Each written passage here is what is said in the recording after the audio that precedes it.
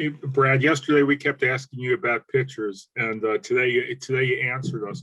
But all of the, 8 of the 10 picks are collegiate right-handers. Is that just what your model says? Says was best here? Yeah, Rich, in terms of handedness, that's kind of a secondary factor. We're just looking for guys that throw strikes, throw a lot of strikes, get more strikeouts than walks, and also guys that have some secondary weapons that we might be able to hone in on and improve in terms of an arsenal. So a lot of these guys check those boxes, and we're really happy with the group of arms that we got today. Dan Connolly, go ahead. Brian, I think a lot of us expected with, what might be the underslot of the first pick, that there would be some guys who would kind of be overslots, in day 3, and you had said you're going to be aggressive in that nature. But all these guys are college guys, and normally for underslots, you think of a Mayo or a Baumler or whatever, the high school guys. How did that play out? And are we wrong on that underslot to overslot philosophy? Yeah, in terms of the underslot overslot discussion, I'll do the best I can to stay mum on that since negotiations are still ongoing. I will say though that we did take a lot of sophomore eligibles yesterday, which obviously have that extra year of eligibility, and that also in some cases can add to increased leverage. So I'll just leave my comments at that. And we did take a junior college kid on the 20th round, Trenton Craig. So obviously there might be some things that we need to iron out there as well.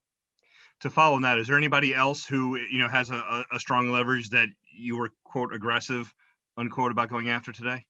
Aside from the I guess the 2 instances I mentioned, I'm probably not going to comment further on that just because we're still working through some things, but all that will obviously come to light here in the next couple of weeks, hopefully.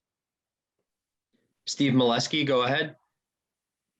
Brad, wanted to ask you about Trendon Craig. It was JUCO and not the SEC, we know, but those stats are pretty stunning. Does he have a letter of intent agreement at South Carolina? Is that a big factor here? And what do you like about his game? And finally, would he have been higher than round 20 without South Carolina? Yeah, so we actually had Trendon here at a workout here at Camden Yards, and he showed extremely well for us. Showed some power, showed that he could run. And he's actually at the same junior college that Cedric Mullins was at prior going to Campbell University. So again, commenting further on his college commitment, I'm not going to really comment on his situation per se, but we're going to do the best we can to get him in black and orange as soon as possible. Joe Trezza, go ahead. Hey, Brad, can you talk a little bit about 11th rounder Dylan Heed? And it looked like he was one of 2 guys that you guys drafted along with Carlos Tavera yesterday, who was part of a no-hitter this year. Did you guys happen to have scouts at those games by any chance? So we didn't have guys at that specific game. We have looked at Dylan and the draft league. He's been pitching the draft league. And the one thing that's really stands out, obviously, is just how good his fastball is. He's basically been up to 94 and has a big hop on the fastball, gets a lot of swing and miss, and we're really excited to get him in the 11th round. John Mioli, go ahead. Brad, there was a lot of success in 2019 waiting the way you guys did to take pitchers when those guys went to Aberdeen, Delmarva, and then through this year.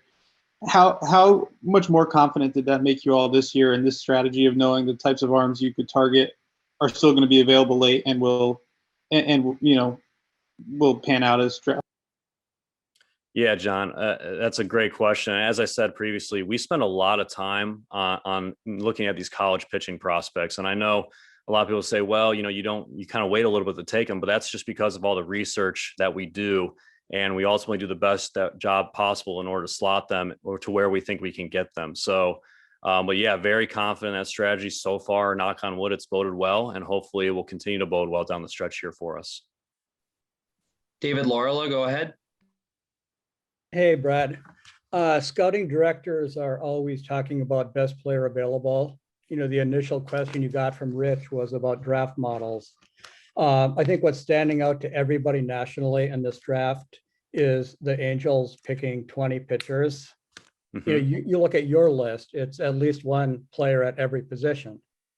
Your thoughts on that?